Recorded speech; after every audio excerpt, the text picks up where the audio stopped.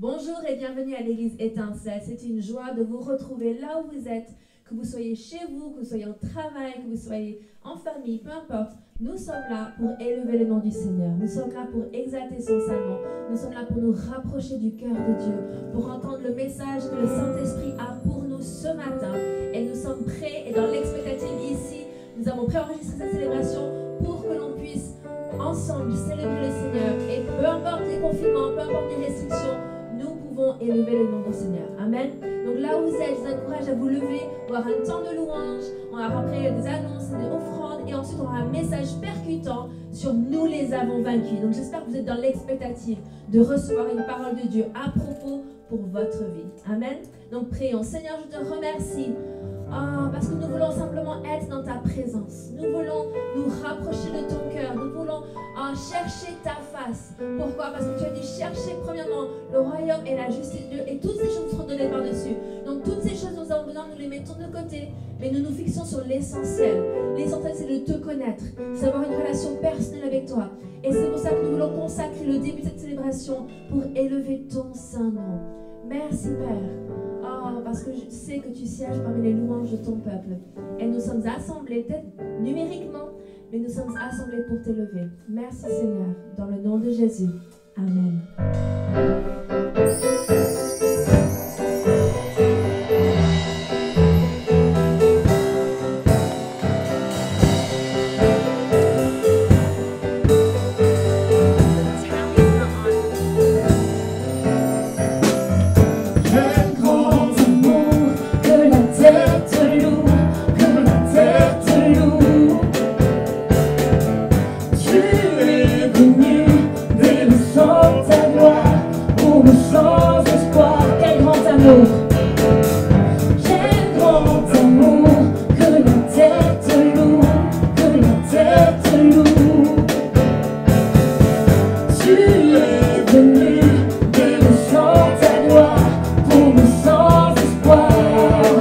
Le seul chemin est en toi, Jésus.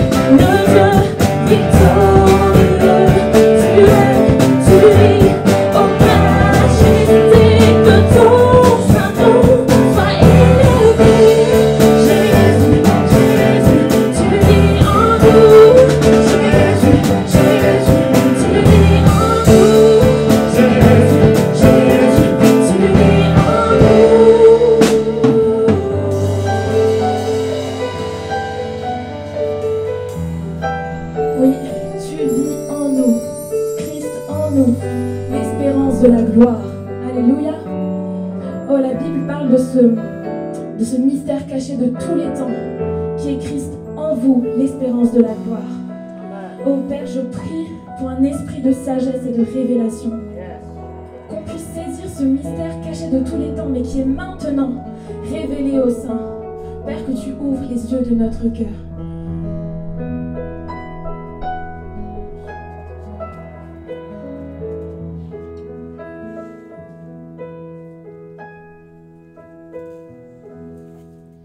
Ouvre les yeux de mon cœur. Ouvre les yeux de mon cœur. Je désire te voir. Je désire te voir. Ouvre les yeux de mon cœur. Ouvre les yeux de mon cœur. Je désire te voir. Je désire te voir. Élevé au plus haut des cieux, rayonnant de l'éclat de ta gloire. Et dans ton amour et ta force, alors que nous chantons, tu es saint. Ouvre les yeux de mon cœur. Ouvre les yeux de mon cœur.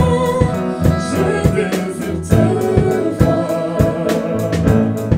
Je désire te voir. Ouvre les yeux de mon cœur. Ouvre les yeux de mon cœur. Je désire te voir. Je désire te voir. Élevé au plus haut des cieux, rayonnant de l'éclat de ta gloire. Et dans ton amour et ta force, alors que nous chantons, tu es saint. Élevé au plus haut des cieux, rayonnant de l'éclat de ta gloire.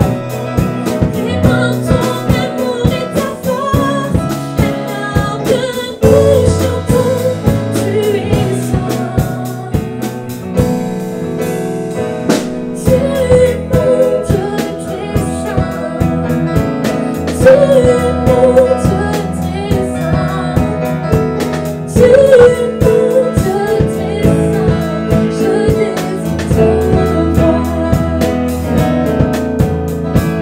Tu es mon Dieu, tu es saint. Tu es mon Dieu, tu es saint. Tu es mon Dieu, tu es saint. Je désire te voir.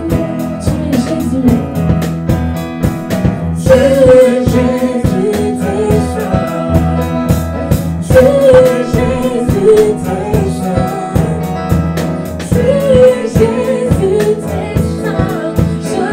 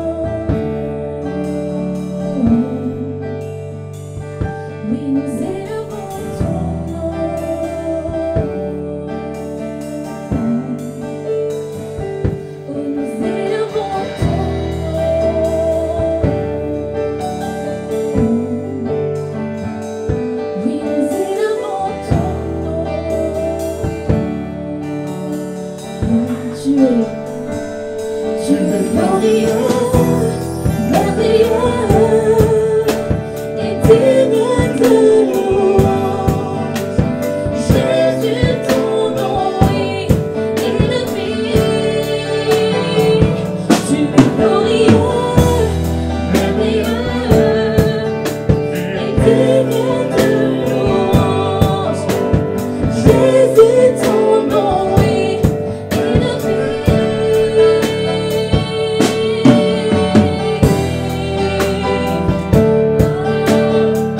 Au-dessus de tous les autres noms, le nom de Jésus. Oh, nous élevons ton nom.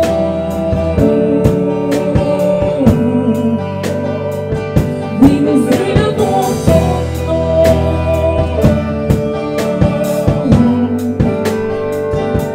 Nous élevons ton nom.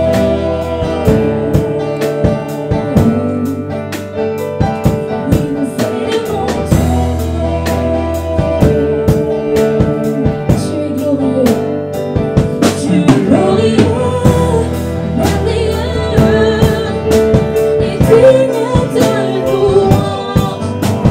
Jésus, ton nom est élevé. Tu es glorieux, merveilleux et digne de louange. Jésus, ton nom est élevé. Tu es glorieux, tu es glorieux, merveilleux et digne de louange. Jésus, ton nom est élevé. Tu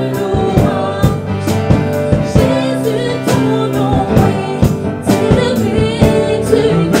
es glorieux, merveilleux et digne de louange. Jésus, ton nom est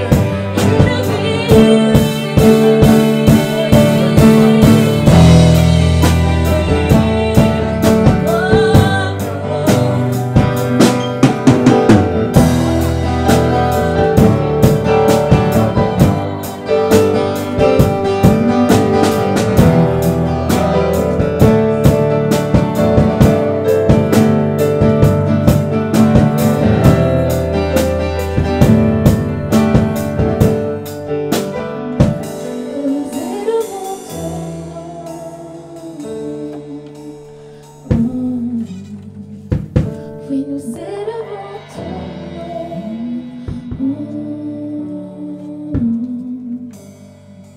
Oh, nous élevons ton nom.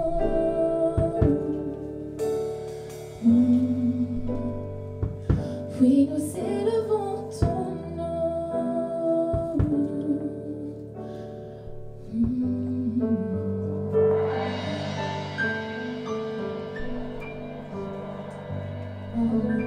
Nous élevons ton nom. Oh, qu'il est bon d'élever ton saint nom. Et j'ai ce passage qui m'est venu pendant ce temps de louange. Et c'est Jésus qui prend la parole. En Marc 11, verset 23. On commence au verset 22. Il dit, Jésus prit la parole et leur dit, ayez foi en Dieu.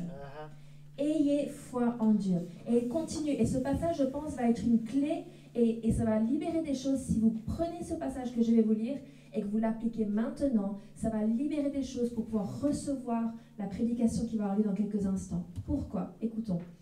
Verset 23, il dit, je vous le dis, en vérité, si quelqu'un dit à cette montagne, ôte-toi de là et jette-toi dans la mer, et s'il ne doute point en son cœur, mais croit que ce qu'il dit arrive, il le verra s'accomplir. Et je ne sais pas pour vous, mais parfois dans nos vies, on a des montagnes, on a des obstacles, et on a besoin de leur dire de partir. Mais il y a des clés pour cela, pour qu'on ait l'autorité pour pouvoir dire cela. Il dit, c'est pourquoi je vous le dis, verset 24, tout ce que vous demanderez en priant, croyez que vous l'avez reçu, et vous le verrez s'accomplir. Et ensuite, il dit, verset 25, et lorsque vous êtes debout, faisant votre prière, donc en train de faire votre déclaration de foi, en train de déclarer et de projeter ces choses dans la mer, alors qu'est-ce qu'il faut dire? Il dit, si vous avez quelque chose contre quelqu'un, pardonnez afin que votre Père qui est dans les cieux vous pardonne aussi vos offenses. Mais si vous ne pardonnez pas, votre Père qui est dans les cieux ne vous pardonnera pas non plus vos offenses. Et nous avons besoin de pouvoir s'examiner soi-même, n'est-ce pas? Et pendant ces temps de louange, on ouvre nos cœurs à Dieu, on ouvre notre esprit, on se met à nu devant Dieu, et peut-être qu'il va nous mettre quelqu'un à cœur, quelqu'un qu'on a besoin de pardonner, ou une situation où on a besoin de faire le pas, de pardonner et d'avancer pour qu'on puisse avoir une autorité, pour qu'on puisse exercer l'autorité. Mais je ne vais pas trop m'avancer parce que Pasteur Philippe a un message très à propos par rapport à ça. Mais pour pouvoir exercer l'autorité, il faut que notre conscience soit tranquille, qu'on puisse avoir pardonné aux gens. Amen. Donc peut-être c'est vous ce matin et je vais prier pour vous. Seigneur, je prie pour mes frères et mes sœurs, et peut-être il y a des personnes qui ont été blessées, qui ont été sincèrement blessées et qui disent mais j'arrive pas à pardonner. Mais Seigneur, je te remercie parce que tu nous donnes la capacité de pardonner à ceux qui nous ont blessés. Pourquoi? Pas pour les libérer eux, mais pour nous libérer nous-mêmes, pour que nous puissions aller de l'avant, pour que nous puissions avoir autorité sur la terre. Et Père, je prie pour ton amour agapé, ton amour inconditionnel, qui vienne envahir les cœurs et qui vienne nous donner la capacité de pardonner pour qu'on puisse aller de l'avant, pour qu'on puisse être victorieux dans cette vie. Amen. Amen. Donc si c'est vous, saisissez cette parole par la foi et ça va vraiment vous aider pour la suite de cette célébration de ce matin. Donc, il y a différentes annonces pour nous. Donc, pour ceux qui ne me connaissent pas, je suis pasteur Rebecca Boulanger, l'épouse de pasteur Philippe, et c'est une joie de vous accueillir à l'église Étincelle. Et nous avons cette semaine, donc c'est une semaine live group. Donc, retrouvez-vous avec votre live group. La plupart sont dans Zoom parce qu'il y a le couvre-feu à 18h et le confinement le week-end. Mais on peut trouver des moments formidables aussi en Zoom pour s'édifier, pour s'encourager, pour étudier la Bible ensemble. C'est des moments de partage et d'échange et c'est vraiment formidable. Ensuite, mardi soir à 18h30, nous avons une réunion de prière sur Zoom. Donc, vous pouvez demander les codes d'accès à l'adresse email contact@égliseétincelle.com et vous aurez les codes d'accès et on passe des moments formidables. Je sais que pasteur Peter me disait l'autre jour qu'on pense que c'est vraiment les meilleures réunions de prière qu'on ait jamais eues dans l'histoire de l'Église, c'est ces mardis soirs en Zoom. Donc, merci Seigneur pour ce qu'il est en train de faire. Pourquoi? Parce qu'il n'y a aucune distance dans l'esprit. Amen. Ensuite, samedi matin, nous reprenons les essentiels de la foi. Donc, peut-être vous êtes nouveau dans la foi ou nouveau dans l'Église et vous voulez savoir quelles sont les bases, quels sont les essentiels à avoir pour pouvoir grandir avec le Seigneur. Donc, je vous encourage à venir, c'est à 11h. Si on n'est pas en confinement le week-end, ce sera sur place en présentiel. Ou sinon, ce sera sur Zoom. De toute façon, sera lieu samedi matin à 11h. Ensuite, je ne sais pas si vous le savez, mais peut-être que vous ne savez pas si vous n'êtes pas dans les groupes WhatsApp des parents, mais pour les parents d'enfants, et vous pouvez nous envoyer un message si vous souhaitez le recevoir, mais chaque semaine, Dominique, qui est notre responsable des enfants, envoie une animation pour les parents avec leurs enfants pour faire à la maison. Et depuis quelques semaines, certains parents font l'animation en vidéo avec leurs enfants. Donc aujourd'hui, vous allez recevoir une surprise. Il y a des invités surprises pour vous et ça va être un super temps. Ils vont parler de choses et ils vont parler des pierres qui vont crier ou qui vont chanter, comme a dit une personne. Et donc, ce qu'on encourage les parents avec les enfants de faire, c'est de prendre des galets de la plage de Nice et de les décorer. Pourquoi? On va faire quelque chose le dimanche 28 mars, c'est une célébration famille, et comme ça, vous pouvez apporter vos galets décorés avec des bonnes déclarations, mais vous aurez toutes les informations dans l'animation. Mais je vous encourage de participer à cette activité. Pourquoi? Parce que nous sommes une église pour toutes les générations. Oui. Et nous sommes une église multiculturelle, intergénérationnelle et intentionnelle. Pourquoi intentionnelle? Dans la grande mission. Amen. Et donc, voilà un petit peu pour les différentes annonces. J'ai invité Pasteur Chéréline à venir et à recevoir les dîmes et les offrandes. Si vous souhaitez donner, vous pouvez le faire en ligne via PayPal ou virement bancaire. Les données vont s'afficher sur les écrans. Mais sinon, j'invite Pasteur Chéréline à venir.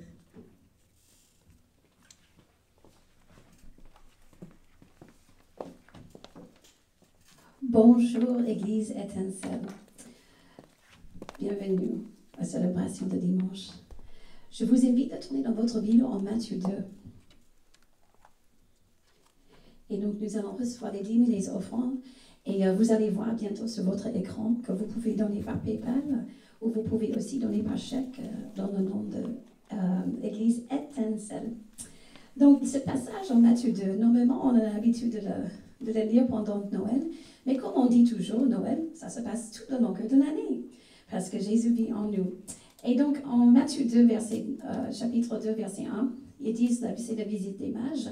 Jésus était né à Bethléem, en Judée, sous la règne du roi Hérode. Or, le mage venant de l'Orient arrive à Jérusalem. Il demande, où est le roi des Juifs qui vient de naître? Nous avons vu se lever son étoile et nous sommes venus le rendre hommage. Verset 3. Quand le roi Hérode apprit la nouvelle, il en fut profondément troublé et tout Jérusalem avec lui. Verset 4. Il convaincua tous les chefs de prêtres et les spécialistes de la loi qui comptaient son peuple à leur demande et devaient naître le Messie. Et verset 5. À Bethléem en Judée, lui répondit-il, car voici ce que le prophète a écrit en verset 6. Et toi, Bethléem, village de Judée, tu n'es certes pas le plus insignifiant des chefs-lieux de Juda, car c'est à toi qui sortira le chef qui, comme un berger, conduira d'Israël mon peuple. Verset 7, là-dessus, Hérode fit appeler secrètement les mages et se fit préciser à quel moment l'étoile leur était apparue. Et puis il les envoya à Bethléem en disant, allez là-bas et renseignez-vous avec précision sur cet enfant, puis quand vous l'aurez trouvé, venez me le faire savoir pour que j'aille moi aussi le rendre hommage. Verset 9. Quand le roi leur donnait ces instructions, les mages se mirent en route. Et voici l'étoile qu'ils avaient vue se lever les précéder. Et elle parvient au-dessus de l'endroit où se trouvait le petit enfant. Et là, elle s'arrêta. Et verset 10. En revoyant l'étoile, les mages furent remplis de joie. Verset 11. Ils entrent dans la maison, virent l'enfant avec Marie, sa mère, et tombent à genoux, et ils leur rendent hommage. Et puis ils ouvrent leurs coffres et leur offrent à cadeau de l'or, de l'encens et de la myrrhe. Et verset 12. Et cependant Dieu l'avertit par un rêve de ne pas retourner auprès d'Hérode. Ils regagneront donc leur pays par un autre chemin. Et ce que nous voyons dans ce bel passage, c'est que les mages, ils sont intelligents. Et les gens intelligents, ils suivent, ils cherchent Jésus. Après, nous voyons que Jésus, il est venu au monde avec la provision pour sa mission. Il est venu avec l'or parce qu'il est roi des rois. Il est venu avec l'encens, c'est les prières, c'est un symbole des prières de le grand prêtre. Et puis le myrrhe, c'est une huile précieuse qui était préparée pour sa mort. Et vous savez que vous êtes nés dans ce monde avec une mission. Et Dieu vous donne justement une provision. Il vous a vu avant votre naissance. Et il a une mission pour vous. C'est la mission de réconciliation. Il a une mission pour toutes les églises en France et la nôtre aussi. Et merci Seigneur parce que Jésus est né avec la provision pour la mission. Et il nous donne aujourd'hui, hallelujah, rien qui a changé depuis sa naissance. Il nous donne aussi la provision pour la mission pour notre Église. Et puis nous voyons finalement, hallelujah, que les gens quittent la présence de Jésus de notre chemin, de notre façon. Hallelujah. Et c'est ce que les mages, ils sont retournés de notre façon, car Jésus, il est le chemin, la vérité et la vie. Hallelujah. Prions ensemble. Père, nous te louons et nous te remercions. Oh, parce que c'est un privilège de donner. Oh, c'est un privilège de partager la provision et la part que tu nous as donnée. Oh, tu es un Dieu qui est si généreux. Hallelujah. Nous sommes nés de toi. Tu es notre Père et nous sommes généreux aussi. Et Père, je prie pour mes frères et sœurs qui donnent aujourd'hui, Seigneur, qui vous continuent de voir ta fidélité et ta justice dans leur vie, dans le nom de Jésus. Et merci, Seigneur, parce qu'ils voient la provision, Seigneur, se manifeste. Oh, et ils quittent, hallelujah, la présence de Jésus de notre façon, transformée, hallelujah, à jamais, dans le nom puissant de Jésus. Amen.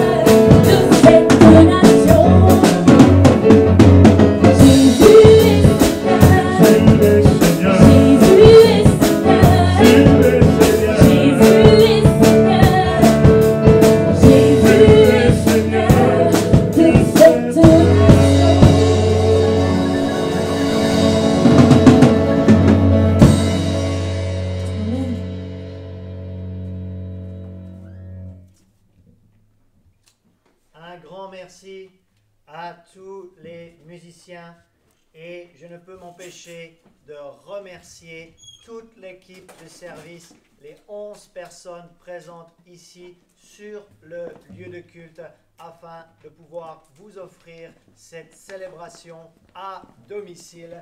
Donc, est-ce que vous pouvez m'aider avec vos commentaires à les féliciter et à leur dire un grand merci pour leur service envers le Seigneur et leur service envers leur prochain. Donc, nous sommes au moment de notre célébration où nous mettons l'emphase donc sur le ministère de la parole de Dieu. Et je vous invite à ouvrir vos Bibles, étant donné que normalement vous utilisez votre téléphone, d'accord? Donc ouvrez votre Bible ou alors votre tablette et nous allons aller ensemble dans 1 Jean chapitre 4, les versets 1 à 6. 1 Jean chapitre 4, les versets 1 à 6. Je n'ai pas dit l'évangile de Jean, j'ai dit la première épître de Jean, 1 Jean 4, versets 1 à 6, parce que quand j'ai commencé dans la foi, je ne savais pas la différence. 1 Jean 4, verset 1.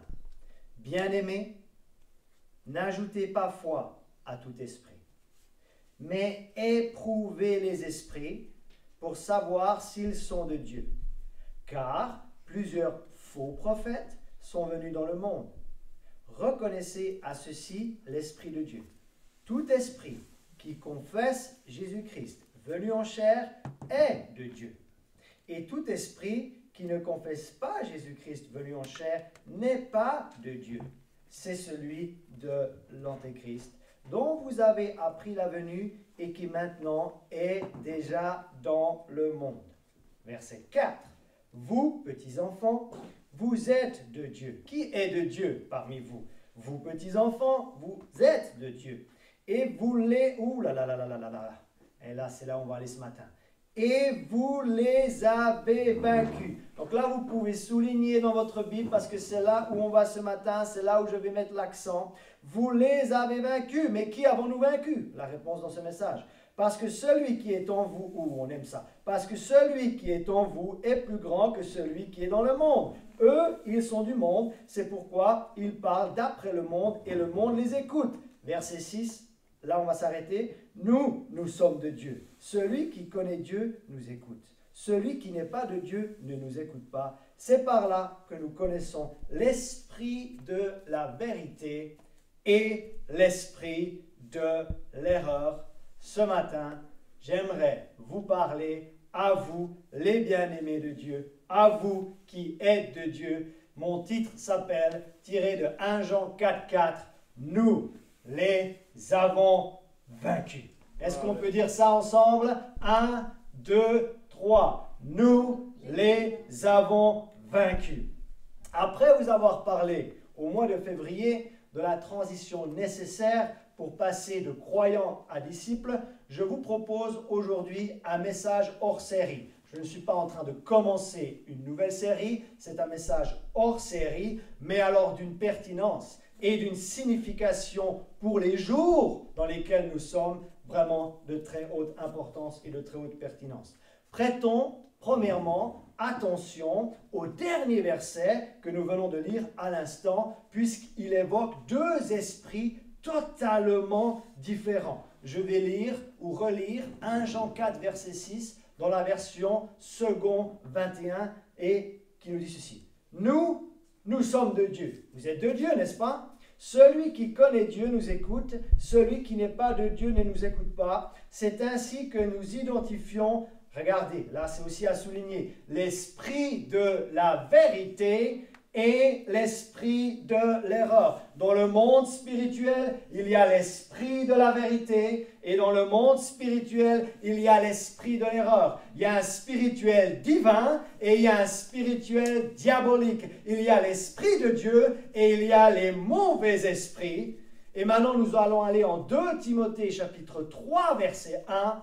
Et là, il faut absolument comprendre quelque chose pour comprendre les temps dans lesquels nous sommes. Je lis 2 Timothée, chapitre 3, verset 1. Je fais la lecture. Sache que dans les derniers jours, et nous y sommes, Nous y sommes. Ce n'est pas la fin du monde, mais ce sont les derniers jours de l'ère de l'Église. Et qu'est-ce qu'il va y avoir dans les derniers jours? Ah, la Bible n'a pas menti. Il y aura des temps difficiles. Difficiles. Ah, moi j'aime la parole de Dieu parce que la parole de Dieu, elle est vérité. La parole de Dieu, elle a été écrite par l'Esprit de vérité qui veut nous emmener dans la vérité. Et ce n'est pas l'esprit de l'erreur, ce n'est pas l'esprit du mensonge. Et la Bible, la parole du Seigneur, qui a été inspirée par l'Esprit de Dieu, ne nous ment pas. Elle nous dit que dans les derniers jours, il y aura des temps difficiles. Et là, il faut vraiment connaître le mot grec parce que c'est le mot grec chalepos. Et ce mot-là n'intervient qu'à une autre reprise dans le Nouveau Testament, au moment où Jésus est face à deux démoniaques, et ces deux démoniaques étaient si furieux. Et le mot furieux, c'est le même mot grec que le mot difficile ici dans 2 Timothée 3, 1. Quand Jésus était face à deux démoniaques si furieux, c'est exactement le même mot grec, chalepos. On pourrait dire, sache que dans les derniers jours, il y aura des temps difficiles ou il y aura des temps furieux, ce qui me laisse croire et ce qui me laisse comprendre et ce qui me laisse penser qu'il y aura une activité spirituelle qui va aller de crescendo avant le retour du Seigneur. Et dans cette activité spirituelle, il y aura un bon côté, mais il y aura aussi un mauvais côté jusqu'à ce que le Seigneur revienne. Je suis en train de dire quoi? Je suis en train d'établir que l'activité spirituelle avant le retour du Seigneur va aller en s'augmentant. Elle va aller crescendo. Il y aura une bonne activité spirituelle, ça sera pour l'Église, mais il y aura une mauvaise activité spirituelle, et ça, c'est dans le monde. D'ailleurs, je ne suis pas le seul à le dire, je ne suis pas le seul à l'affirmer, je ne suis pas le seul à le croire. Écoutons un homme de Dieu du XXe siècle qui est décédé dans les années 50, il s'appelait John Macmillan. Qu'est-ce qu'il a dit concernant les derniers jours? Oh, il faut comprendre, il faut être comme les fils d'Issachar, comprendre les signes des temps dans lesquels nous sommes. John Macmillan a dit, en cette fin des jours, qui approche à grands pas. Alors si ça approchait à grands pas à son époque, première moitié du XXe siècle, je peux vous dire que ça approche à grands pas maintenant, dans notre époque. On peut constater un accroissement considérable de l'activité des ténèbres.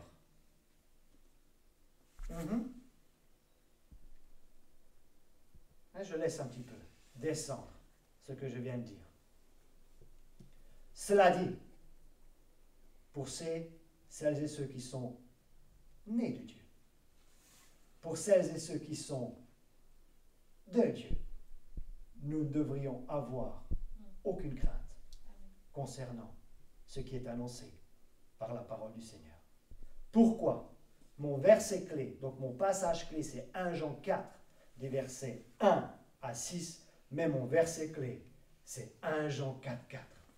Il y a une vérité à saisir et exercer pour celles et ceux qui sont de Dieu. C'est annoncé par la parole du Seigneur que l'activité spirituelle des ténèbres va aller en s'accroissant. Ça a été annoncé par nos pères dans la foi. Mais qu'avons-nous à notre disposition pour contrecarrer ça en tant qu'enfants de Dieu? Je suis maintenant dans 1 Jean 4, 4. Vous, petits enfants, vous êtes de Dieu. Maintenant, qui est de Dieu? 1 Jean 5, 1 nous dit, quiconque croit que Jésus est le Christ est né de Dieu. Croyez-vous que Jésus est le Christ? Croyez-vous que le Christ est né de Dieu? Vous le croyez? Alors, quiconque, qu'on soit un homme, qu'on soit une femme, qu'on soit jeune, qu'on soit moins jeune, qu'on soit européen, qu'on soit africain, qu'on soit asiatique, qu'on soit américain, quiconque croit que Jésus est le Christ est né de Dieu. Est-ce que vous le croyez? Que Jésus est le Christ et qu'il est né de Dieu. Si vous le croyez, alors vous êtes maintenant né de Dieu. Vous êtes maintenant né de nouveau. Et voici ce dont il est question pour ceux qui sont nés de Dieu ou qui sommes de Dieu. Nous qui sommes de Dieu. Vous, petits enfants, vous êtes de Dieu et vous les avez vaincus. De quoi on parle? Parce que celui qui est en vous est plus grand que celui qui est dans le monde. Souvent, quand on cite ce verset, tout le monde aime ce verset de 1 Jean 4, 4. Nous citons la deuxième partie, mais moi j'aimerais vous rappeler la deuxième partie et vous instruire sur la première partie.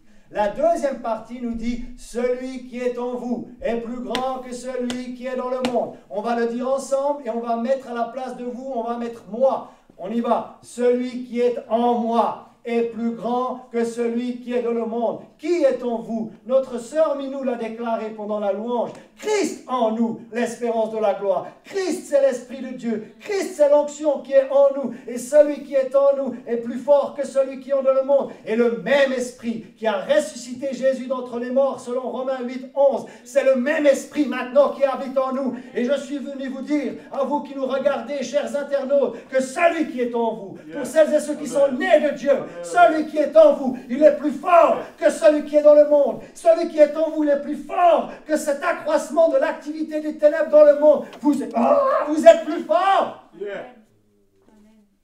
Combien de chrétiens ont besoin d'entendre ça? Combien de chrétiens ne savent pas ça? Combien d'églises ne savent pas ça? On fait que de parler des démons, on fait que de parler de démonologie, on fait que de parler du mauvais esprit. Mais aujourd'hui, je suis venu glorifier et je suis venu exalter l'œuvre magistrale et intégrale de Christ. Qu'a-t-il fait dans l'œuvre de la rédemption? Qu'a-t-il fait dans le monde spirituel? Qu'a-t-il fait pour nous?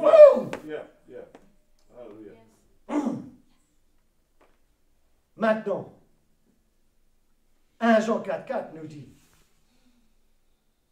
on aime la deuxième partie, moi y compris, vous venez de voir à quel point j'aime la deuxième partie.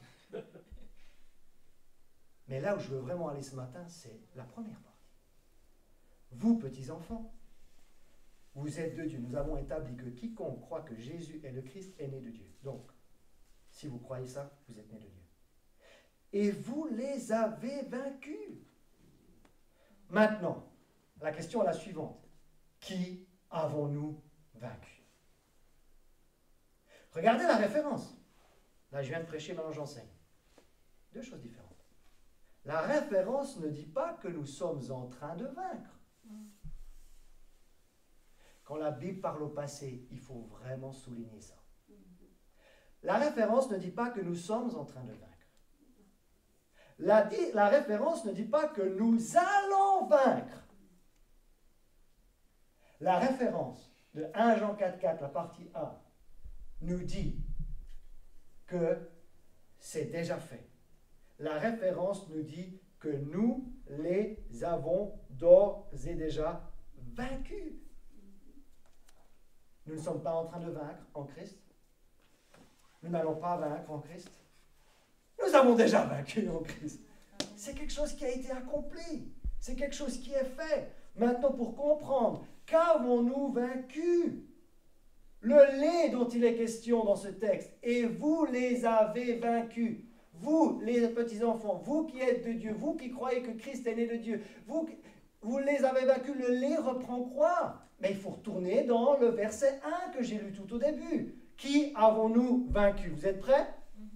Là, je vais commencer à danser. Là, je vais commencer à danser, je vais commencer à me réjouir parce que ce n'est pas quelque chose qui est en train d'être fait, ce n'est pas quelque chose qui sera fait, c'est quelque chose qui est déjà fait en Christ Jésus. Et je prie pour un esprit de sagesse et de révélation que vous puissiez comprendre qui vous avez déjà vaincu en étant en Christ Jésus et vous n'aurez plus peur de cette activité des ténèbres qui... 1 Jean 4, 1, qui avons-nous vaincu? J'ai dit à l'équipe technique, je n'arriverai pas à rester assis aujourd'hui. Parce que le message, il me porte trop. Simplement croyons ce que la Bible dit. Croyons ce que la Bible déclare. Vous êtes prêts pour savoir qui on a vaincu? 1 Jean 4, 1. Bien-aimés, n'ajoutez pas foi à tout esprit. Et là j'ai souligné, mais éprouvez les esprits. Pour savoir si... je vais déjà sauter. S'ils sont de Dieu, car plusieurs faux prophètes sont venus dans le monde. Et voilà la déclaration que je suis venu vous annoncer, que je suis venu prêcher. En Christ, nous avons déjà vaincu les mauvais esprits. C'est pas quelque chose qui est en train d'être fait. C'est pas quelque chose qui va être fait. C'est quelque chose qui a déjà été fait.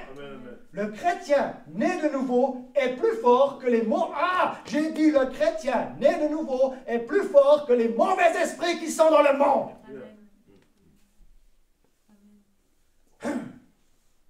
Si seulement on pouvait avoir cette révélation. Et ça parle aussi des faux prophètes. Et il y a un contexte de séduction, il y a un contexte de faux prophètes, il y a un contexte de fausses doctrines. Or, celles et ceux qui sont en Christ Jésus, nous les avons déjà vaincus. Maintenant, de façon concrète, nous n'avons pas la force physique, mais nous en avons l'autorité. Encore, de façon concrète, nous n'avons pas la force physique, mais nous en avons l'autorité. Je vous donne un exemple. Un policier ne peut pas arrêter une voiture par sa force physique. La voiture sera plus forte. Mais en revanche, il en a l'autorité parce qu'au moment où il va montrer son insigne, au moment où vous allez voir de quoi il est vêtu, au moment où vous allez voir l'état sur son badge, vous allez respecter et vous allez normalement vous arrêter. Il n'en a pas la force physique de vous arrêter, mais il en a l'autorité parce que celui qui se tient derrière lui, c'est l'État. Voilà une définition de ce qu'est l'autorité. L'autorité, c'est un pouvoir délégué et son efficacité dépend de la puissance qui se tient derrière. Donc, l'agent n'a pas le pouvoir d'arrêter votre voiture, mais il en a l'autorité. Et quel est ce pouvoir qui lui a été délégué? Son efficacité dépend de ce qui se tient derrière lui, et ce qui se tient derrière lui, c'est l'État. Maintenant, nous avons l'autorité spirituelle contre les mauvais esprits. Et l'autorité est efficace en fonction de qui se tient derrière. Qui se tient derrière celles et ceux qui sont de Dieu? Qui se tient derrière celles et ceux qui sont nés de nouveau? Qui se tient derrière celles et ceux qui croient que Jésus est le Christ et qu'il est né de Dieu? J'aimerais vous dire que celui qui se tient derrière vous, c'est le lion de la tribu. C'est le lion de la tribu de Juda qui se tient derrière nous. Et quand nous exerçons l'autorité en son nom, wow, il y a un rugissement du lion de la tribu de Juda qui se tient derrière. Amen. Alléluia. Peut-être que vous n'avez pas foi en vous-même, mais ayez foi en lui. Amen. Ayez foi en ce que lui a accompli. Ayez foi en ce que lui a fait. Ayez foi en ce que lui a terrassé dans le monde spirituel. Maintenant, si on ne sait pas ce qu'il a fait dans le monde spirituel, comment vais-je avoir la conviction de la puissance qui se tient derrière moi? Dans cette Église, nous magnifions l'œuvre intégrale et l'œuvre magistrale de Jésus-Christ dans l'acte de la rédemption. La rédemption est composée de 3 piliers fondamentaux. Premièrement, la crucifixion du Seigneur. La question maintenant, c'est que s'est-il passé dans le monde spirituel quand Jésus est mort? Vous êtes prêts? Parce que maintenant, il faut savoir quelle est la puissance.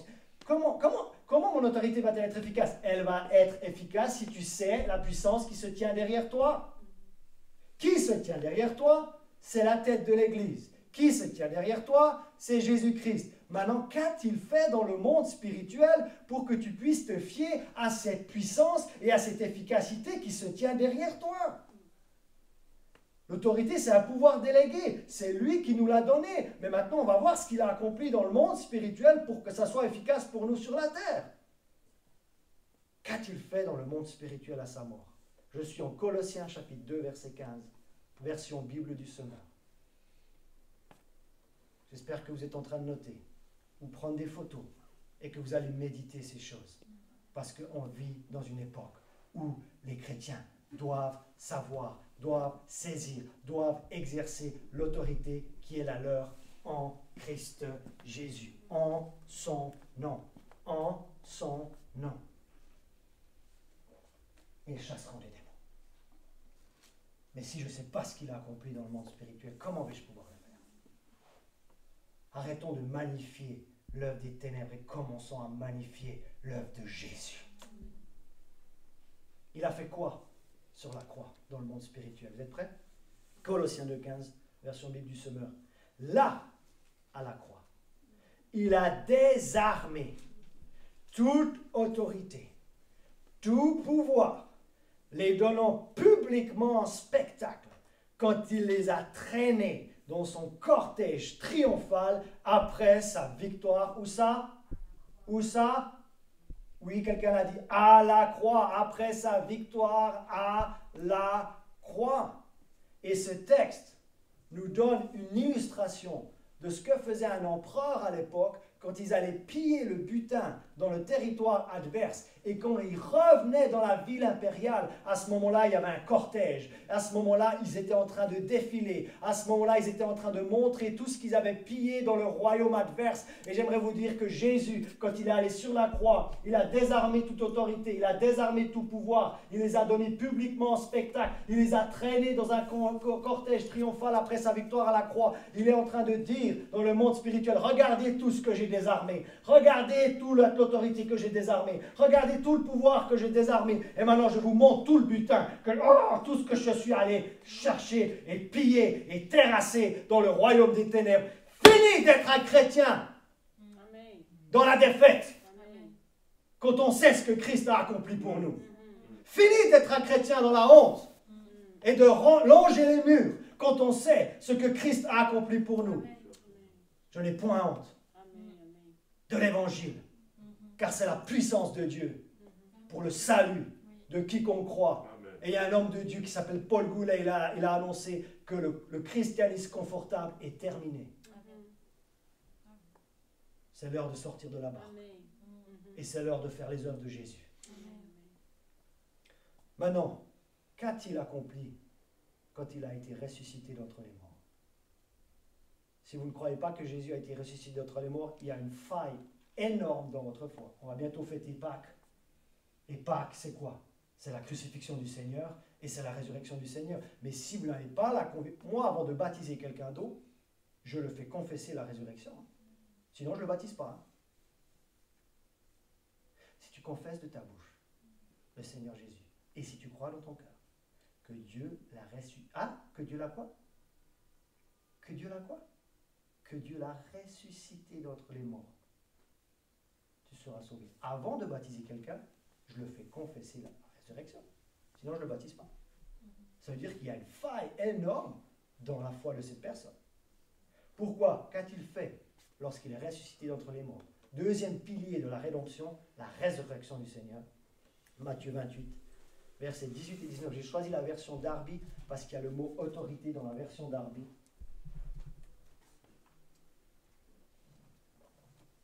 Jésus s'approchant, leur parla, disant, il est ressuscité à ce moment-là. Il est entre sa résurrection et son ascension à la droite du Père. Qu'a-t-il déclaré concernant le monde spirituel quand il est ressuscité d'entre les morts? Toute autorité. Combien? Allez encore. Combien? Combien d'autorité m'a été donnée dans le ciel? Il est venu du ciel sur la terre. Donc quand il exerçait l'autorité de son vivant, il exerçait l'autorité avec l'autorité du ciel. Raison pour laquelle les pharisiens ont cru que c'était Belzébul, le prince des démons. Mais il dit non, non, non, non. C'est que l'Esprit de Dieu, le royaume de Dieu est venu vers vous maintenant. Mais sur la terre, c'est l'homme qui avait reçu l'autorité lors de la création. Et Satan, il a essayé de prendre l'autorité dans les cieux, mais il s'est fait chasser.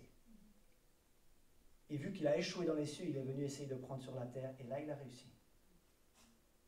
Or, quand Jésus ressuscite d'entre les morts, c'est pour ça qu'il vous faut absolument être fort dans les doctrines fondamentales de la parole de Dieu et de l'évangile. La mort du Seigneur, la résurrection du Seigneur. Qu'a-t-il fait quand il est ressuscité d'entre les morts? L'autorité qui avait été donnée par Adam au diable, Jésus l'a reprise. Mais il ne l'a pas gardée longtemps. Il l'a tout de suite délégué quand il a dit « Allez, donc, et faites disciples », alors cette traduction elle est un petit peu différente, « Faites disciples toutes les nations, les baptisant pour le nom du Père et du Fils et du Saint-Esprit, leur enseignant à garder toutes les choses que je vous ai commandées. Et voici, moi, je suis avec vous tous les jours jusqu'à la consommation du siècle. Tiens, intéressante cette version d'Arby. À la résurrection, Jésus a non seulement l'autorité dans le ciel, parce que Dieu n'a jamais donné cette autorité à qui que ce soit, mais il allait reprendre celle. Mais dans le désert, le diable tente Jésus et lui dit, cette puissance ou cette autorité, je peux te la donner car elle m'a été. L'autorité, on ne peut jamais la prendre de force, elle ne peut qu'être donnée. Dieu l'avait donnée à l'homme, mais l'homme l'a donnée à l'adversaire. Et puisque Dieu l'avait donnée à un homme, il a fallu que Jésus vienne en chair et en os la reprendre. Mais il ne l'a pas gardée pour lui. Il l'a redonnée à l'homme. Et le groupe qui a l'autorité spirituelle sur la terre aujourd'hui s'appelle l'Église de Dieu. L'Église ne le sait pas, mais le monde des ténèbres le sait. Oh, il y a quand même vraiment un problème. Hein? Le monde des ténèbres le sait, mais l'Église ne le sait pas. Et ce matin, vous êtes en train d'apprendre, n'est-ce pas? Ce matin, vous êtes en train de saisir quelque chose qui s'est passé dans le monde spirituel. À sa mort, il a désarmé toute autorité et tout pouvoir. À sa résurrection, toute autorité lui a été donnée dans le ciel et à présent également sur la terre. Mais l'acte de rédemption ne s'achève pas là. Il y a tellement de chrétiens qui s'arrêtent à la croix. Et pour comprendre l'autorité que nous avons, il faut comprendre ce qui s'est passé de la croix au trône. La croix n'est pas l'acte final de la rédemption. Quand Jésus a dit tout est accompli à la croix, qu'est-ce qu'il est en train de dire? La loi est accomplie. Et vu que la loi a été accomplie, maintenant on peut être justifié par la foi. Mais l'acte final de la rédemption, ça devait passer absolument par la croix, ça devait passer absolument par la résurrection, mais l'acte final de la croix, c'est quand de la rédemption, c'est quand il est monté. J'ai dit que j'allais exalter l'œuvre magistrale. J'ai dit que j'allais exalter l'œuvre intégrale que Jésus-Christ a accomplie pour nous lors de la rédemption. Que s'est-il passé dans le monde spirituel quand il est monté? 40 jours après la résurrection, on fait quoi? L'ascension. Les disciples qui étaient avec lui l'ont vu monter de leurs yeux. Mais Paul, il a vu ce qui s'est passé dans l'esprit quand il est monté. Il a eu une radiographie de ce qui s'est passé. Il a réussi à voir dans le monde spirituel ce qui s'est passé. Que s'est-il passé quand Jésus-Christ est monté? Éphésiens 1:20, cette puissance, il l'a déployée en Christ quand il l'a ressuscité. À nouveau, il faut croire en la résurrection. Quand il l'a ressuscité, mais il ne l'a pas seulement ressuscité, il l'a aussi fait quoi?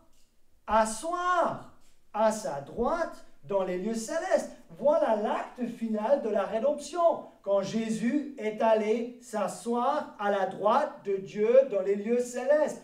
Acte final de la rédemption. Maintenant, c'est fini. Maintenant, c'est accompli. Ce qui s'est passé de la croix jusqu'au trône. Et quand il est monté au-dessus.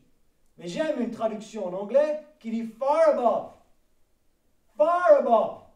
Pas juste dessus, bien au-dessus. Bien au-dessus de quoi? De toute domination, de toute autorité, de toute puissance, de toute souveraineté et de tout nom qui peut être nommé.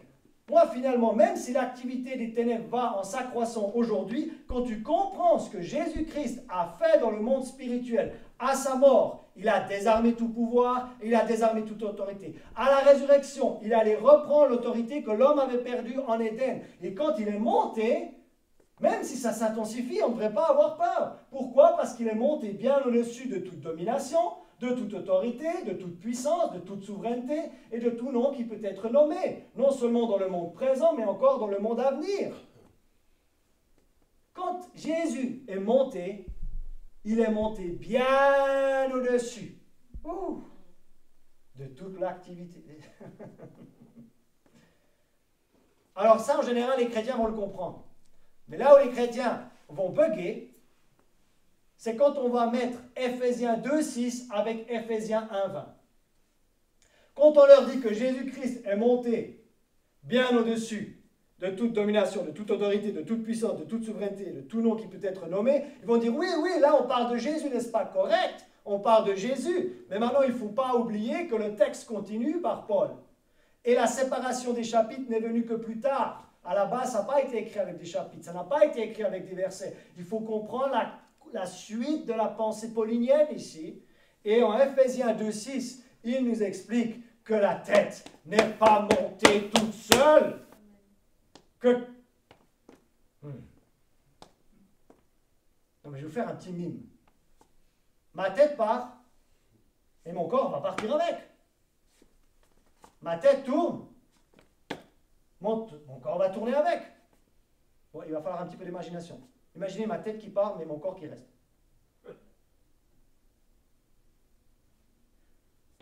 La tête est montée, donc son corps a suivi. Qui est le corps de Christ? Oh, Témida, tu as compris. Qui est le corps de Christ? C'est nous. Et si la tête est montée, et si la tête est bien au-dessus de toute domination, oh, quelque chose me fait dire que nous sommes aussi en Christ, pas tous, pas par notre propre force, pas par nos œuvres, pas parce qu'on a accompli, pas parce qu'on a fait, on a donné, non, parce que Christ a accompli et nous avons en lui. Ephésiens 2,6. Par notre union avec Jésus-Christ, Dieu nous a ressuscités ensemble et soulignés ensemble. Dieu nous a ressuscités ensemble et nous a fait siéger ensemble dans le monde céleste. Ah, peut-être que je l'ai oublié, là, c'est pas grave. Par notre union avec Christ, je suis en Ephésiens 2,6. Dieu nous a ressuscités ensemble. Et là, vous pouvez souligner ensemble dans votre Bible. Et nous a fait siéger ensemble avec lui dans le monde céleste.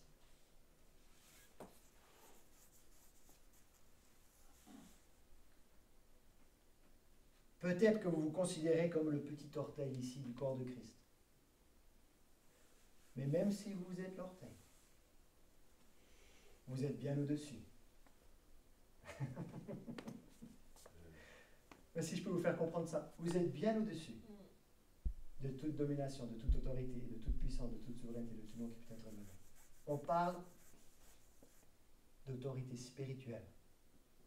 On ne va pas se prétendre au-delà de l'État français. On parle du bien au-dessus, de toute cette activité des ténèbres qui risque d'augmenter.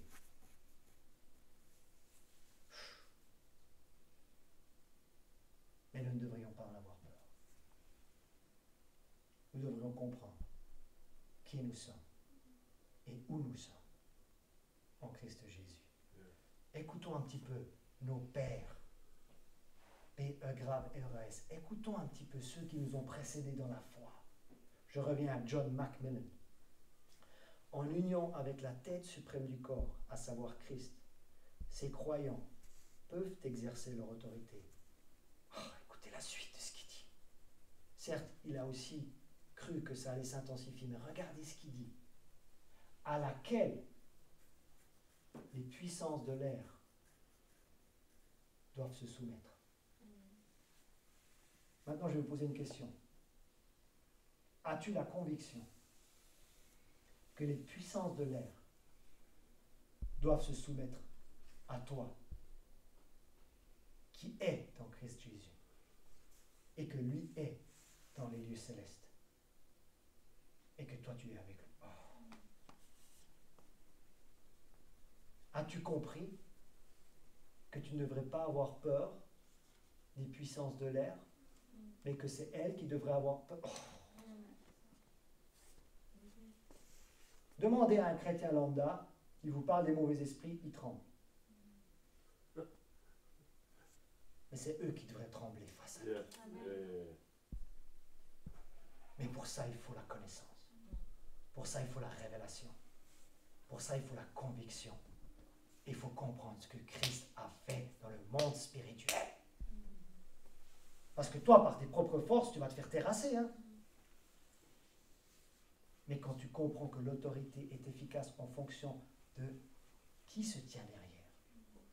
Je ne vous demande même pas d'avoir foi en vous, c'est une bonne chose d'avoir foi en soi, mais je vous demande d'avoir foi en ce que lui a accompli pour nous. Smith Wigglesworth. Pas facile pour un francophone. Smith Wigglesworth. Il y a un endroit en Dieu où Satan n'osera pas aller. C'est celui où nous sommes assis avec Christ à la droite du Père. Oh, oh, oh, oh. Ça, c'était un homme de Dieu. Hein? Je peux vous dire que lui, il a vu des miracles. Hein? Je peux vous dire que lui, il a vu des tumeurs jaillir de certaines personnes. Hein? Et quelqu'un qu'on connaît mieux ici, le frère Kenneth Hagin. Jusqu'à présent, il est décédé en 2003, hein, le frère Hagin. Quelques chrétiens ont effleuré le sujet. Écoutez ce qu'il dit. Mais avant le retour de Jésus, nous y sommes. Il y aura toute une communauté de croyants. Et là, j'ai envie de dire, l'Église étincelle. Amen. Il y aura toute une communauté de croyants, y compris l'Église étincelle, il y en aura évidemment d'autres, qui va remplir son mandat grâce à l'autorité qu'elle sait être la sienne. Parce qu'ils auront la connaissance de ce qui leur appartient, ils pourront accomplir les œuvres que Dieu leur a préparées. Comme a dit ma femme, quand tu es dans le mandat de Dieu, quand tu es dans ton appel, quand tu es dans ta vocation céleste, au bout d'un moment, il va y avoir des montagnes. On ne parle pas de montagnes physiques, on parle de montagnes au sens figuré. Mais au bout d'un moment, quand ces montagnes ne viennent pas de Dieu, et toi, tu es dans la volonté de Dieu, tu peux exercer l'autorité que tu as en Christ Jésus. Et cette montagne, jette-toi dans la mer, et elle se jettera dans la mer, si tu le crois dans ton cœur, et si tu le confesses de ta bouche. Ah, on revient aux bases ici. On revient aux bases. Il ne faut jamais s'en écarter. Parce que celui qui ne sait pas qu'il a l'autorité dans les jours dans lesquels nous sommes, et vous pouvez l'avoir et pas l'exercer. Hein. Adam l'avait, mais il ne l'a pas exercé. Hein. Donc c'est une chose de l'avoir, mais c'est encore autre chose de l'exercer. Maintenant, on va finir. Et je suis convaincu que vous allez avoir une révélation. Il y a une différence entre prier et exercer l'autorité. Deux choses différentes. On utilise le nom de Jésus dans les deux. Mais ce n'est pas la même chose. Ah, j'ai l'impression que je prêche ça comme si ça, je le prêchais pour la première fois. J'ai l'impression que c'est tout nouveau pour certains. Il y a une différence entre prier et exercer l'autorité. La prière, c'est quoi? La prière demande quelque chose au Père dans le nom de Jésus. Je m'en sors bien, pasteur Cheryline qui supervise la prière. Prier de façon simple, c'est quoi? C'est demander au Père. On lui demande quelque chose dans le nom de Jésus. Où c'est qu'on voit la prière? On voit Jean 16, versets 23 et 24. En ce jour-là, vous ne m'interrogerez plus sur rien. Jésus dit, en vérité, je vous le dis, ce que vous demanderez, comprenez par là, ce que vous revendiquerez. Vous ne pouvez pas revendiquer quelque chose si vous ne savez pas ce qui vous appartient. Donc il faut connaître votre testament. Hein. Ce que vous demanderez, à qui? Au Père. Il vous le donnera dans quel nom? En mon nom. Jusqu'à présent, vous n'avez rien demandé en mon nom, dans le nom de Jésus. Demandez et vous recevrez afin que votre joie soit parfaite. Ici, la question de la prière. C'est quoi la prière? C'est demander quelque chose au Père dans le nom de Jésus. Et je finis. Qu'est-ce que l'exercice de l'autorité? Certains, il y a une lumière qui va s'allumer. La prière demande quelque chose à Dieu, alors que l'autorité exige quelque chose du diable. Et avec lui, il ne faut pas lui demander gentiment, hein? Tu exiges quelque chose dans le nom de Jésus et tu te fies à la puissance qui se tient derrière toi, le lion de la tribu de Juda, qui a désarmé tout pouvoir, qui a désarmé toute autorité, qui est ressuscité d'entre les morts, qui est revenu te donner l'autorité sur la terre, qui est monté bien au-dessus de toute domination, de toute principauté, de tout nom qui peut être nommé dans le monde à venir. Et là, quand tu exiges quelque chose du diable et tu sais l'efficacité qu'il y a derrière toi, tu sais ce que lui a accompli derrière toi dans le monde spirituel. Est-ce que vous comprenez la différence entre prier et exercer l'autorité? Prier, c'est demander quelque chose à Dieu dans le nom de Jésus. Exercer l'autorité, c'est exiger quelque chose du diable dans le nom de Jésus. Si vous allez demander à Jésus de le faire, il va vous dire non, je t'ai donné l'autorité de le faire. Vous allez demander à Dieu de le faire? Non, c'est à toi de le faire. Vous allez demander au Saint-Esprit de le faire? Perte de temps. C'est aux chrétiens de le faire parce qu'il en a reçu à nouveau l'autorité sur la terre.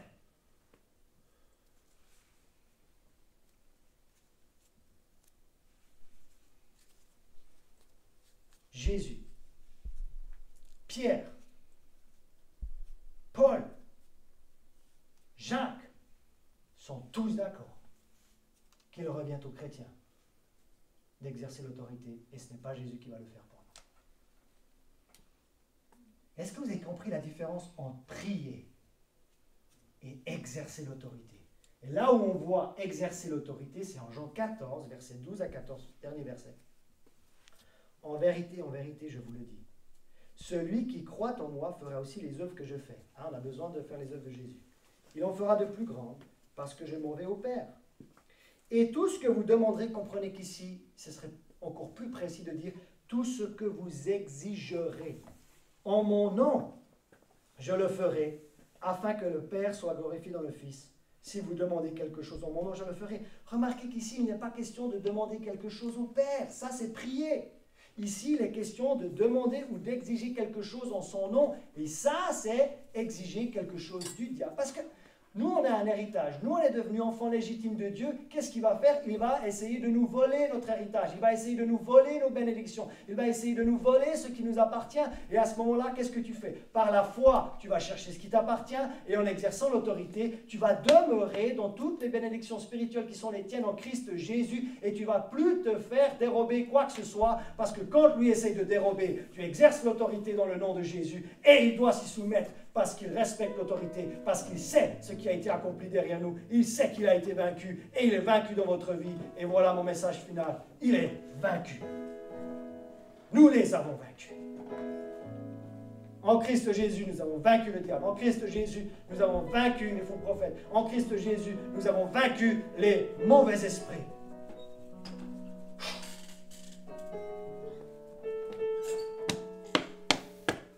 L'ennemi est sous mes pieds. Il est sous vos pieds. Toutes celles et ceux qui sont nés de Dieu, vous les avez vaincus. Ce n'est pas quelque chose qui est en train d'être fait. Ce n'est pas quelque chose qui va être fait. C'est quelque chose qui a été fait. Maintenant, pour celles et ceux qui ne sont pas encore nés de Dieu, j'aimerais que vous confessiez le Fils avec moi. 1 Jean 2, 23. On était dans 1 Jean aujourd'hui. Quiconque nie le Fils n'a pas non plus le Père. Quiconque confesse le Fils a aussi le Père. Pour celles et ceux qui ne sont pas encore nés de Dieu, j'aimerais que l'on confesse le Fils ensemble. Là, c'est une prière.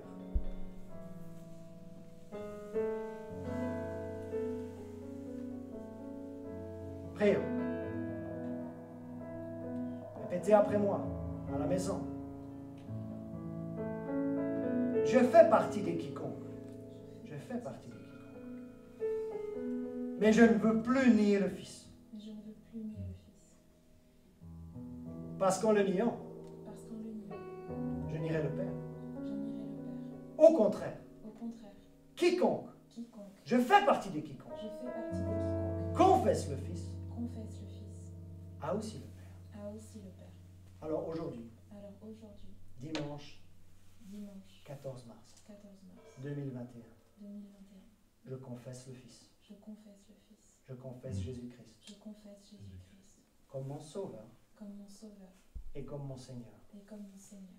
Il est mort pour mes offenses. Il est mort pour prouver il est ressuscité pour prouver mon innocence. Mon innocence, oui. Et maintenant, je deviens une nouvelle créature en Christ Jésus. Pardonné de mes péchés. Réconcilié avec Dieu. Et ayant reçu la vie éternelle. Amen. Vous voulez un suivi par rapport à cette prière? Vous voulez de l'aide après cette prière? Contact @égliseétincelle.com. Ou alors vous pouvez nous contacter avec le portable de l'Église. Je vous souhaite un bon dimanche. Et oui, nous les avons vaincus.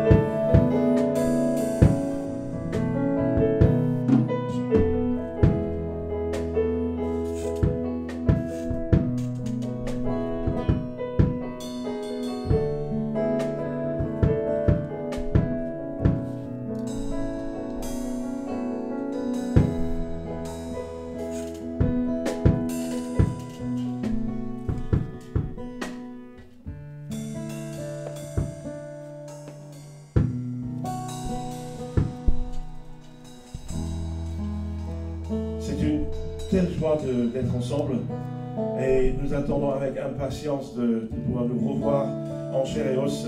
Mais j'aimerais que vous puissiez prendre ce message par rapport à notre autorité en Christ et courir avec le plan de Dieu pour votre vie. Vous savez, en Osée 4:6, il dit que mon peuple est détruit parce qu'il lui manque la connaissance. Et vous ne pouvez pas profiter pleinement de tout ce que Jésus-Christ a obtenu pour nous sans savoir quelle est votre autorité en Christ.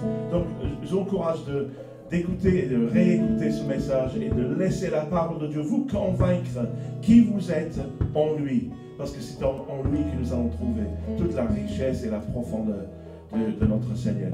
Que le Seigneur vous bénisse. Passez une très bonne semaine. Rappelez-vous que nous avons des life groups. Ils sont là pour vous puissiez être nourris, mais aussi pour que vous puissiez donner les uns aux autres et partager des choses de votre vie. Et sachez que si vous passez par des moments difficiles, il y a bien d'autres qui sont en train de passer par ces mêmes épreuves. Et pourquoi pas profiter des live groups pour juste atteindre quelqu'un, pour toucher quelqu'un avec la grâce et la puissance du Seigneur. Que le Seigneur vous bénisse et au grand plaisir de vous revoir très prochainement ensemble. Soyez bénis. Amen.